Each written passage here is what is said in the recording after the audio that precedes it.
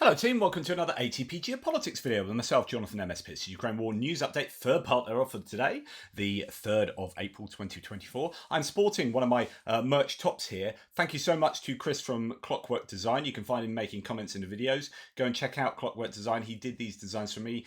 What a legend. And if you need somebody to do some designs for you, he is the man. UK based, but I'm sure he will accommodate anyone anywhere. It's the internet age, don't you know? Right, let's start with something slightly outside of the Ukraine situation in a kind of prima facie kind of way. US President Joe Biden and Chinese President Xi Jinping held a phone call on Tuesday in what was the leaders' first conversation since the November 2023 summit in California.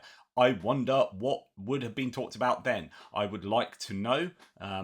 I hope there was some common ground, possibly over Ukraine and in opposition to Russia, maybe some pressure being put on China. We know that sanctions are having some effect with how some of the Chinese banks are operating and some of this grey area of support from places like China to Russia or support of Russia there. So I think I know that lots of people slag off sanctions in general because there are so many loopholes. They are so difficult to enforce. But I think the US is doing, and the EU and the world in general, is doing a fairly good job of sanctioning Russia, because I think certain things are difficult for Russia to do. Certain sectors are very complicated or more costly for the Russians. So they are biting sanctions. It's how effective they are. It's just, they are at least somewhat effective. And in fact, talking about Biden politics happening, just a point of note for those who might care. If you're American, you might already know this. Another poll came out today to show Biden is ahead. I think it's a Morning Consult poll to show that he's ahead of Trump. But what's interesting is that last week we saw Biden gaining in the youth voters. They're coming back to Biden, and it looks like independent voters, there's been like, is it a 6% swing or something? So he had 28% of independents before, and it's moved to 34%, and Trump had 38% of independents. That's gone down to 34%. So in independents, they're on par, but the swing since the State of the Union address, Biden has been picking up an awful lot of momentum. Trump is getting into trouble, I think, with his legal problems, and that's biting in terms of his perception with independents and those sitting in the middle who are going to swing. Although those on the right in the Republican camp will be very much going, the judiciary is against Trump and this is all a witch hunt and etc etc, but that's not actually the case. And in fact, you've got people like Eileen Cannon, a Trump appointed judge, giving very preferential treatment to Trump indeed. I mean, it's absolutely scandalous that. Nonetheless, the important point is, how does this play out with those swing voters in the middle? We know that these people are broadly going to vote for the Republicans and these people are broadly going to vote for the Democrats no matter what, although JFK is interesting. JFK Jr. Could throw a spanner into the works, but which side will he affect more? And the youth vote is, I think, quite interesting. Then you've got Israel. But all those things aside, all of those variables aside, you've got this perception of people who aren't dyed-in-the-wool Republicans or Democrats, and Trump is losing ground with them. And I think that's interesting going forward and how that might affect the elections in November, which are a long way away still, but the momentum is shifting. The fundraising is just chalk and cheese.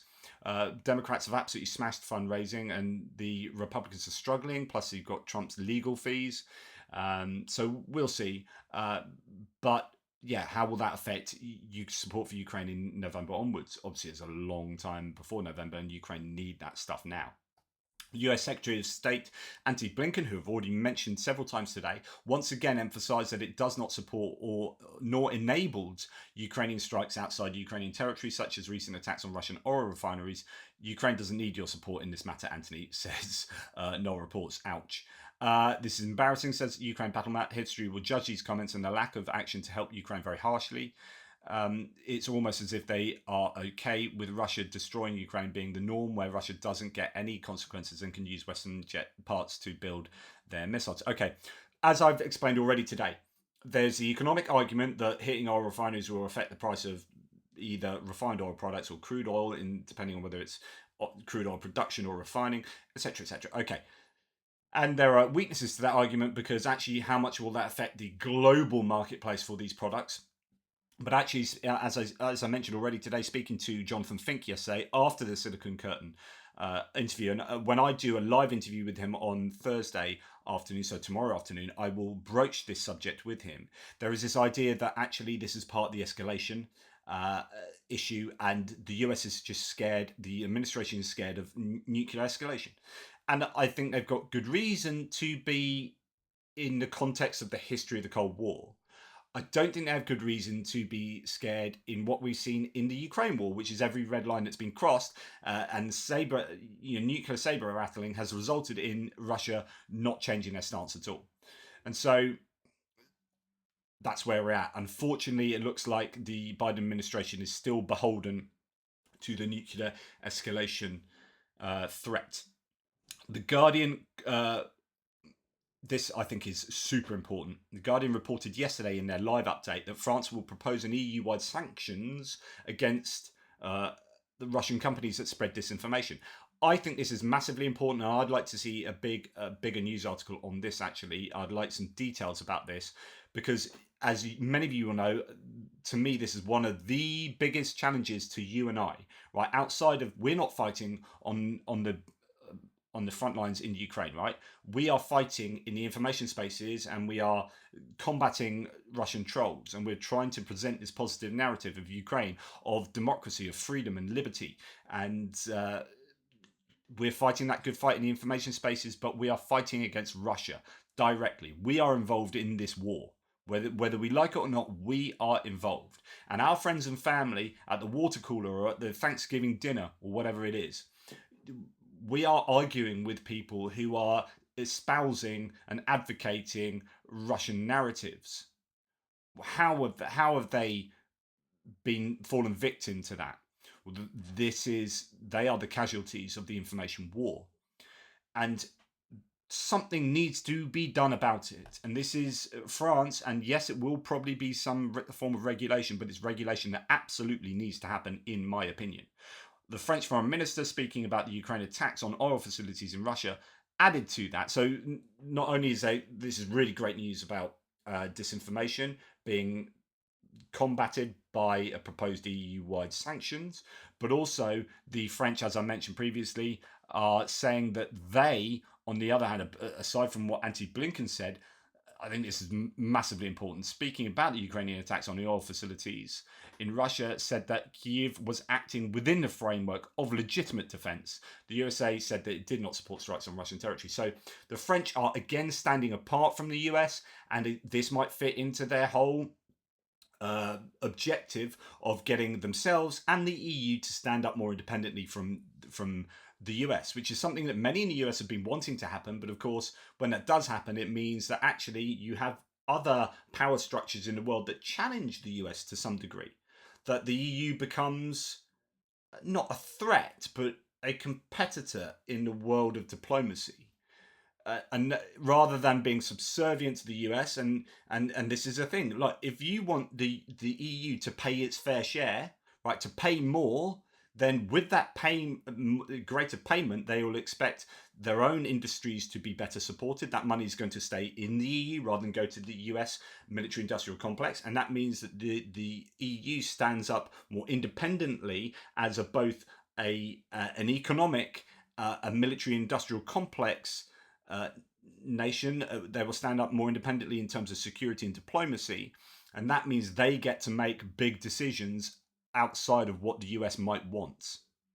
So we are seeing potentially quite a significant change in this 4D geopolitical chess game that's been going on forever and a day, right?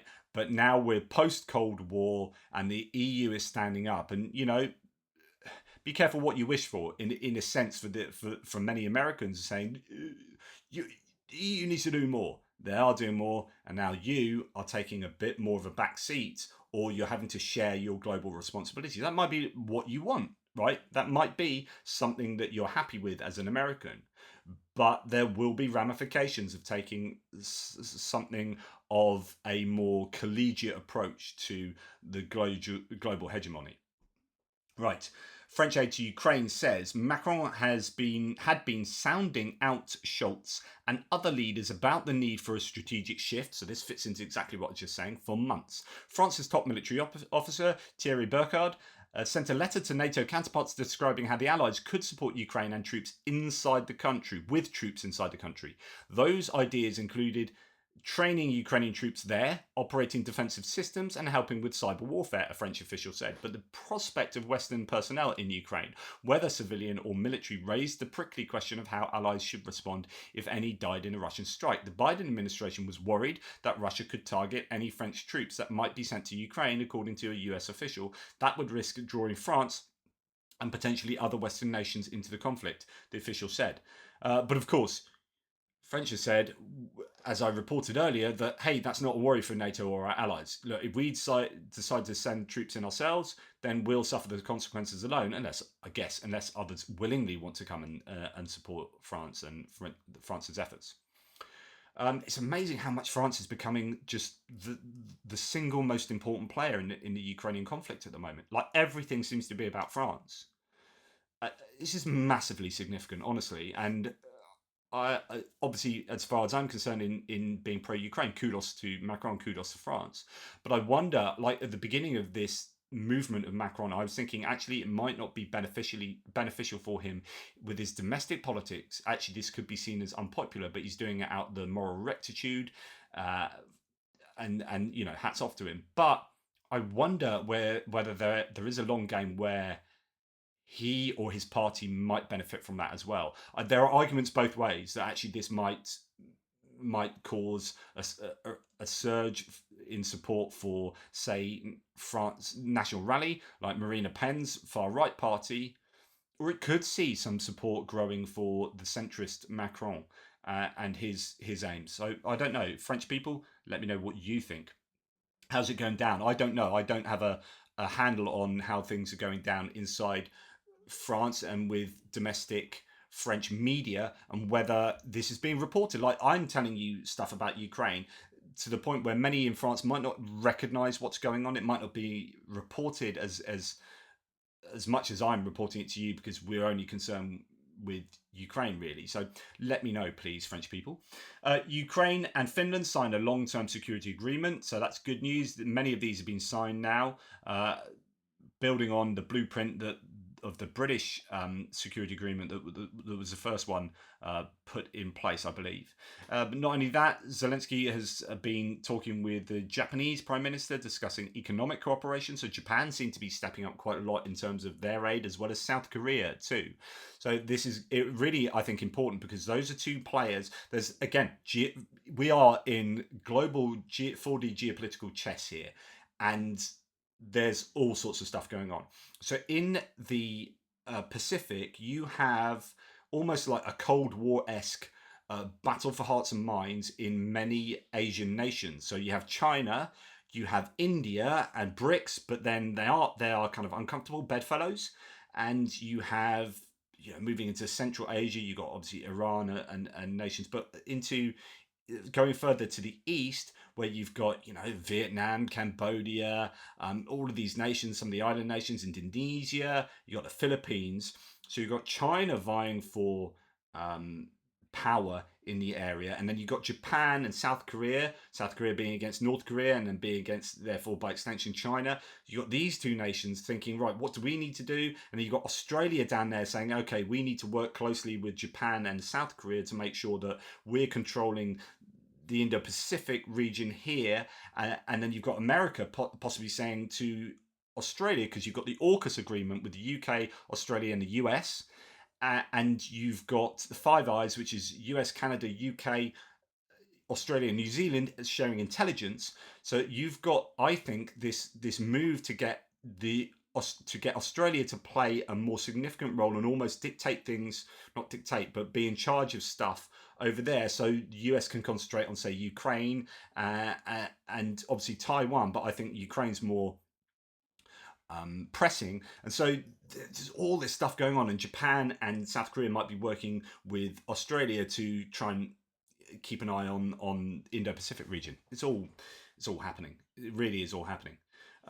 Meanwhile, Polish farmers are resuming blockading Ukraine's border despite the recent Polish-Ukrainian talks. We heard about this with the deputy agriculture minister in Poland going a bit mental and hit a big tirade against the Ukrainians there and being a bit seemingly irresponsible. Anyway, those talks appear to not have got anywhere, and now we have the Polish farmers continuing to do what they've done for so long.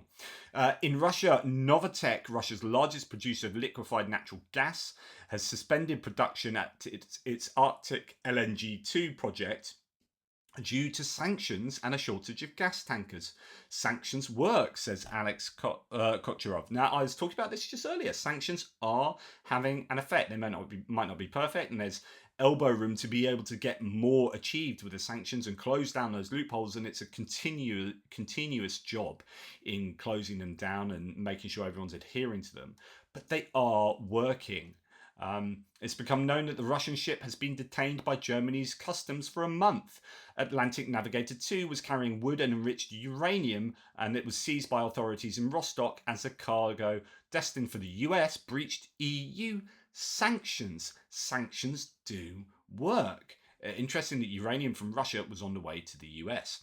Number of Russian billionaires in the Forbes rating has risen to 125 people, reaching a record in the history of the list. Over the year, their number increased by 15.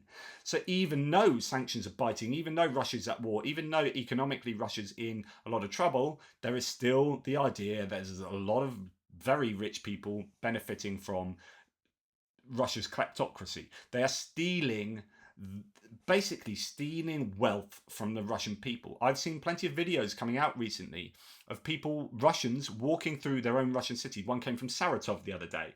Another one came out today, I forget where. One of them was this Russian woman like wading through the mud in this kind of city next to one of those heating pipes, and just the whole place looks horrible. Another video was of a Russian saying, "This is spring in," I think that was Saratov. "This is spring in Saratov. Listen to the birds sing somewhere. Look at how wonderful." And it was just a horrifically grey and just a horrible, horrible place. And of course, there are so many areas of Russia that deeply, I'm not trying to be anti-Russian, like, oh, woe is Russia, but actually, woe is Russia. So maybe I am, because yeah, we can't tar Russia with one brush. No, because there are places like St. Petersburg and Moscow that receive an awful lot of money because that's where the elites live, and taxes go towards making those places look relatively nice.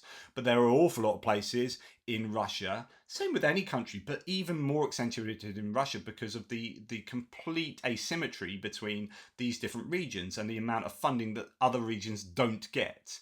And that is because Russia is a kleptocracy where the elites steal money off the general population. If as I've said to you before, if Putin is the richest man on earth to the tune of hundreds of billions of dollars, right? Then that money, as a public servant who's only ever had a public servant job, right, going from being an FSB agent, KGB agent, through to being eventually the mayor of St. Petersburg, to being prime minister, to president, prime minister, president, whatever it is. Yeah, why is he now the richest man on earth? Like, where's all his wealth come from? He's extracted that from his country. So that should be, so that's money that has been extracted from natural resources that should really have been taxed, and by being taxed should have been reinvested into the country. It's not. So all the oligarchs creaming off that money from Russia is money that's not being invested into the Russian society, and you get people walking through these god awful places going, "Oh, how wonderful spring is here! Isn't it great to be Russian?" I'm not saying that the UK is perfect, but I damn well prefer to live in the UK than Russia right now. Anyway. For anyone younger than me, it seems there's only one big event today in Kyiv, says Tim White. Fashion chain Zara has finally reopened in Ukraine's capital for the first time since the full-scale war began. This has actually been talked about quite a bit over the last month or so, because I think it's a sign of how... It says a number of things. One, that Kyiv is actually quite safe relatively speaking, um, because it has all those Patriot batteries operating around it. Obviously, you've got the issue of falling debris, but I assume Zara would have looked at where they're setting up and so on and so forth. But two also talks about how, and I've mentioned this previously, about how you can feel in Ukraine like there isn't a war going on. You know, when you've got something like a major fashion chain setting up shop again in a capital cosmopolitan city, and you you know you go and do your shopping, you're thinking, well, you know, life is pretty cool in Kiev, but actually, some couple hundred kilometers over there, you've got horrific conditions and people dying left, right, and centre. There's a strange tension that goes on there. Anyway, like it's ostensibly good that, you know, that the economy is secure enough for something like Zara to set up shop again. Um, yeah, let's hope that the GDP of Ukraine can continue moving in the right direction.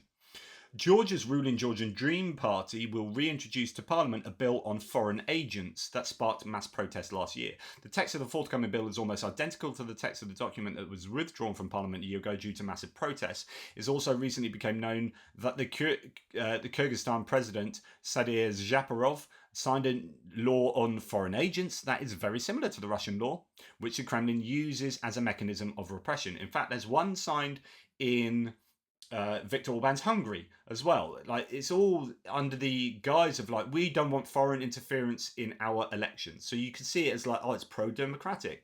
We don't want foreigners and foreign money coming in to undercut our democratic elections. But actually, it's a way of having complete control over your own elections and the ruling party to be able to consolidate its grip on what really isn't a democracy, and that appears to be what's happened in Hungary. You know, George Soros. I know many people on the right in the States seem to hate George Soros, but it's because they've been fed essentially Russian disinformation and Hungarian disinformation. When you look at on George Soros, when you look at the connections of Hungary to, you know, Tucker Carlson and Tucker Carlson's dad being sitting on the lobbying board, on the board of the lobbying company that lobbies for Viktor Orban, and you see the connection, and CPAC, the Conservative Conference, being twice in Budapest and being so involved in Hungarian stuff, and then how Hungary absolutely excoriates George Soros and has shut down, I think, the university of his and all sorts. This is then mapped out in the US, and they take these ideas of the anti-Semitic, anti-Soros propaganda, and it's just regurgitated in the US. But the question is, well, how much of that is actually true? Right, and when you look at what George Soros actually does, like the money that his foundation has put towards supporting Ukraine, it's like, here's someone that's actually got a pretty decent moral compass who's really assisting Ukraine. How much has Elon Musk put towards assisting Ukraine? Like, other than his business interests, which actually lately are supporting Russia's war efforts in Starlink, but he's making a pretty penny out of this. There's absolutely no doubt in my mind. How much has other billionaires put towards? Actually, George Soros and Warren Buffett have both put billions of dollars worth of their money into supporting Ukraine. Now, you can sit there and spout off conspiracy theories about George Soros till you're blue in the face, but it doesn't change the fact that they're helping Ukraine more than any other of maybe your more favoured billionaires in the world. These laws that get put into place in these kind of satellite countries and in Hungary, they are doing nothing but ensuring that democracy really doesn't flourish in those countries. Now, going on to NATO again, David Cameron, UK's foreign minister, has called for more investment in defence as NATO ministers meet. NATO foreign ministers are meeting in Brussels today. Cameron has urged his colleagues to spend more, produce more, and deliver more in defence. In a speech, this is brilliant because, of course, the UK needs to do this more than anyone. In a speech, Cameron is expected to encourage NATO allies to step up support for Kiev and ramp up defence and industrial production. Quote, 75 years after its creation, we are celebrating a NATO that has never been stronger or more important important, especially following Sweden's accession last month. With Ukraine closer to NATO than ever, we must sustain the critical support Ukraine needs to win the war, the Foreign Secretary stressed, adding that allies need to step up and spend more on defence in the face of continued Russian aggression and a more dangerous world. Now, the problem the UK is facing, because actually we need to spend way more on both defence and our military industrial complex and in supporting Ukraine as a percentage of GDP, we are lagging in the UK. So, he's saying, do as I say, not as I do. The problem for the UK is that Rishi Sunak is facing re-election and the Conservatives are tanking. And I mean tanking. Like the opinion polls at the moment are making it look like the biggest electoral disaster, if it continues as it is at the moment, that the Conservatives have possibly ever suffered. And that means that he is going to be thinking far more domestically than he is in terms of the war in Ukraine, and he's going to be thinking, how can I bribe the electorate to vote Tory? And it won't be spending money on defence. I mean, it might be as a kind of long-term thing for Conservative voters, but actually right now it's going to be things like triple locking pensions. It's going to be, the sort of things that you usually do, which is, right, who normally votes for Conservatives? It's people of this age. So it's going to be, okay, well, how do we appeal to people of that age and of this demographic?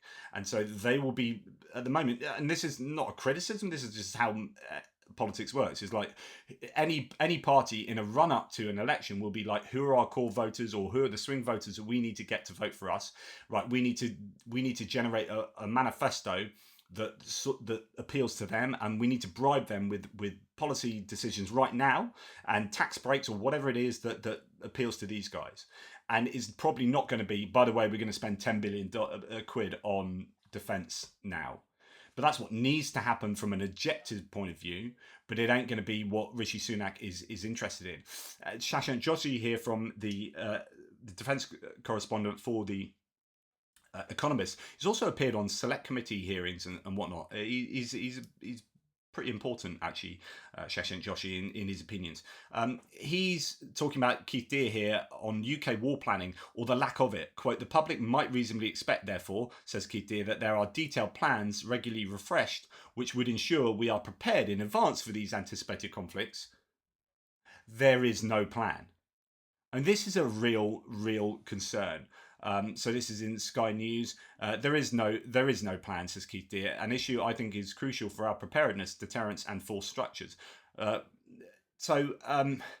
UK is not only underfunding its armed forces and defence in general, but we don't appear to have a decent plan in the event of us needing to go to war. Like, what are we doing? What have we got planned? Because do you know what is looking pretty scary over in Ukraine right now? And then we've got Taiwan.